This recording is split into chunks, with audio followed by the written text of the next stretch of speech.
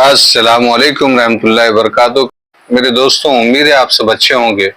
سارے لوگ محفل میں جو سب گھبرا گئے کہ یہ اجنبی آواز کہاں سے آئی، اور وہ اتنے غصے میں آواز تھی اور اس کے اندر جلال تھا کہ سننے کے بعد میں اندر تک سب کانپ گئے۔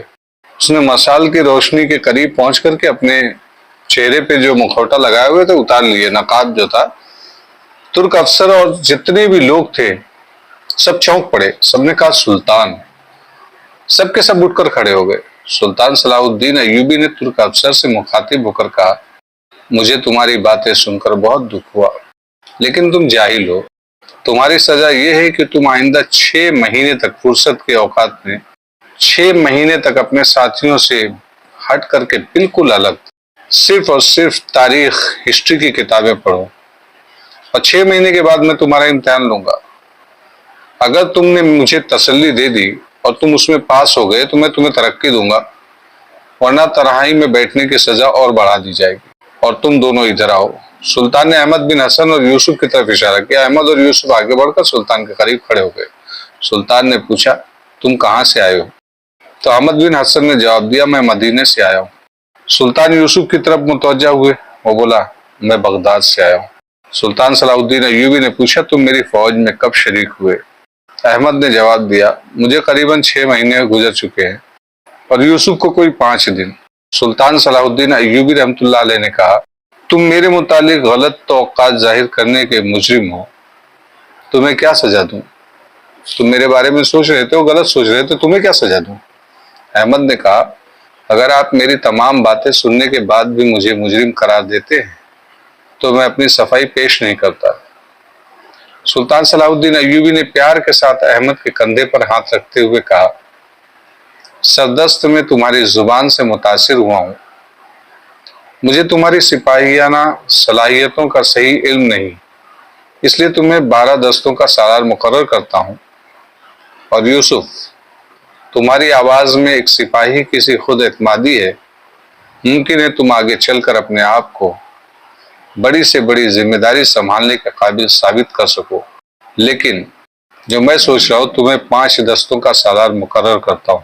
تم دونوں کو میں یقین دلاتا ہوں کہ میرے دل میں فقط جواں مردی اور شجاعت کی عزت ہے، خوشامد کی نہیں، چاپلوسوں کی نہیں۔ اور حضرت خالد بن ولید رضی اللہ تعالیٰ کے متعلق شاید میں اپنے جذبات کی صحیح ترجمانی نہ کر سکوں، ان کے بارے میں صحیح سے نہ بول سکوں۔ کاش میں مصر کا سلطان ہونے کی بجائے اسلام کے مجاہد اعظم کی فوج کا ایک معمولی سپاہی ہوتا۔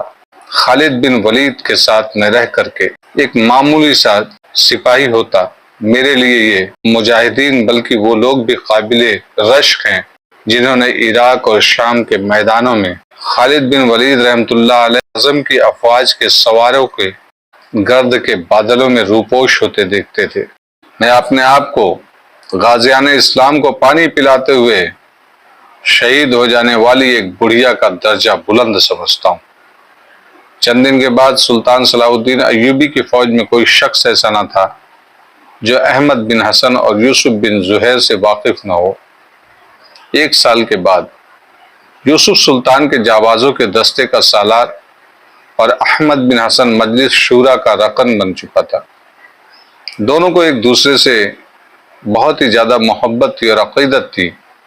میدان جنگ میں اگر احمد بن حسن کو کسی پر رشک آ سکتا تھا تو وہ یوسف تھا، اور علماء کی محفل میں یوسف اپنے دوست کی برتری کا اعتراف کرتا تھا۔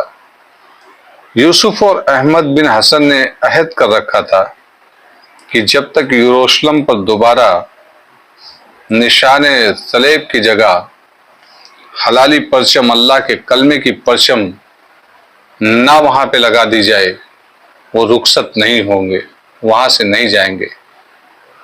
جس وقت میں سلطان صلاح الدین ایوبی یروشلم پر آخری حملے کی تیاری کر رہے تھے، بغداد میں سلطان کی فوج کے چند رضاکار جو رخصت پر گئے ہوئے تھے واپس آئے، اور ان میں سے ایک سپاہی نے یوسف کے خیمے میں داخل ہو کر ان کی بیوی کا خط پیش کیا۔ یوسف نے اسے بیٹھنے کا اشارہ کرتے ہوئے خط کھول کر پڑھا، اور تھوڑی دیر سر جھکا کر سوچنے کے بعد سپاہی کی طرف دیکھنے لگا۔ سپاہی نے کہا، میں نے اپنی بیوی کو آپ کے گھر بھیجا تھا۔ وہ آپ کی بیوی کی حالت نازک بیان کرتی ہے۔ آپ کا بچہ میں نے دیکھا تھا، وہ تندرست ہے۔ میں اپنی بیوی سے کہہ آیا ہوں، وہ آپ کی اہلیہ کی تیمارداری کر رہی ہے۔ اہلیہ کہتے ہیں بیوی کو، اور تیمارداری مطلب دیکھ بھال۔ یوسف نے اپنے چہرے پر ایک غمگین مسکراہٹ لاتے ہوئے کہا، خدا آپ کو جزا دے، اور پھر دوبارہ خط دیکھنے میں مصروف ہو گئے۔ تھوڑی دیر بعد یوسف تنہا اپنے خیمے میں بے قراری سے ٹہل رہے تھے۔ 5-6 مرتبہ پڑھنے کے بعد اس خط کو یہ الفاظ زبانی یاد ہو چکے تھے، میرے آقا، میرے شوہر، بہت انتظار کے بعد آپ کا خط ملا۔ کاش میں بھی آپ کے ساتھ یروشلم پر اسلام کا جھنڈا نصب ہوتے دیکھ سکتی۔ میں قدرے علیل ہوں، بیمار ہوں، لیکن آپ فکر نہ کریں، یروشلم کی فتح کی خبر سن کر میں تندرست ہو جاؤں گی، میں ٹھیک ہو جاؤں گی۔ ہاں، یہ ضرور چاہتی ہوں کہ مجھے سب سے پہلے یروشلم کی فتح کی خبر سنانے والے آپ ہوں۔ اپنا عہد پورا کیجیے۔ میں دن رات خدا سے دعا کرتی ہوں کہ یروشلم پر جھنڈا نصب کرنے کی سعادت آپ کے حصے میں آئے۔ طاہر بہت خوش ہے، اور محسن کی بیوی میرا بہت خیال رکھتی ہے۔ مجھے کوئی بھی تکلیف نہیں ہے، کسی قسم کی کوئی تکلیف نہیں ہے۔ یوسف خیمے میں ٹہلتے ہوئے یہ الفاظ کبھی آہستہ اور کبھی بلند آواز میں دہراتے رہے۔ ان کی دل کی دھڑکن کبھی تیز اور کبھی سست ہوتی رہی۔ ان کا دل اور دماغ دو مختلف خیالات، دو مختلف امنگوں اور ارادوں کی کشمکش میں مبتلا تھے۔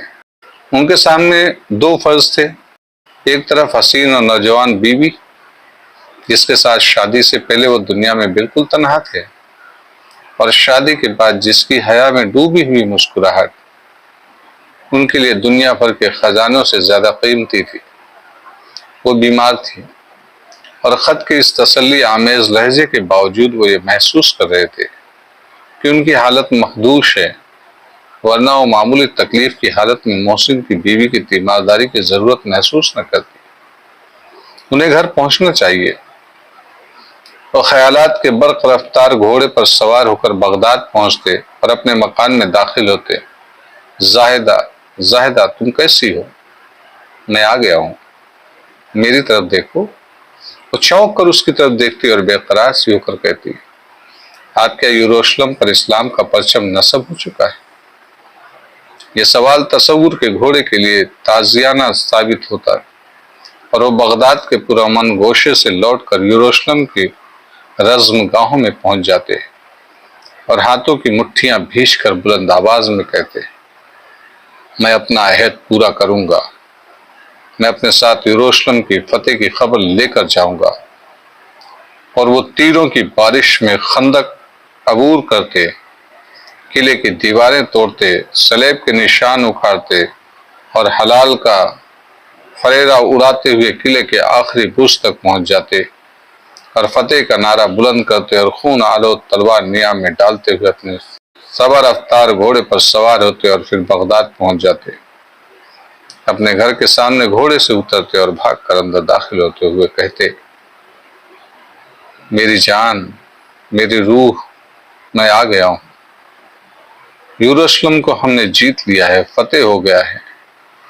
میں نے قلعے کے سب سے اونچے برج پر اپنے ہاتھوں سے اسلامی جھنڈا گاڑ دیا ہے، اور زاہدہ کا حسین اور معصوم چہرہ خوشی سے چمک اٹھتا۔ میں نہیں جاؤں گا، میں نہیں جاؤں گا۔ ان کا آخری فیصلہ تھا۔ احمد بن حسن اس کے کمرے میں داخل ہوا اور اس نے کہا، یوسف، بغداد سے چند سپاہی آئے ہیں، تمہارے گھر سے کوئی پیغام آیا ہے کیا؟ یوسف نے مسکرانے کی کوشش کرتے ہوئے کہا، میری بیوی کا خط آیا ہے۔ تم پریشان و خیریت تو ہیں؟ وہ کچھ علیل ہے۔ احمد بن حسن نے غور سے اس کے چہرے کی طرف دیکھا اور ایک لمحہ سوچنے کے بعد پوچھا، تمہیں بلایا ہے؟ نہیں، آپ خط پڑھ لیجئے۔ یہ کہتے ہوئے یوسف نے احمد کے ہاتھ میں خط دے دیا۔ احمد نے خط پڑھنے کے بعد کہا، خط سے تو کوئی تشویش کی بات ظاہر نہیں ہوتی، تاہم تم پریشان ضرور ہو۔ میں تمہیں ایک خوشخبری سناتا ہوں. یوسف نے بےتابی سے سوال کیا. کیسی خوشخبری؟ کیا یروشلم پر حملہ ہونے والا ہے؟ کیا ہم یروشلم پر حملہ کرنے والے ہیں؟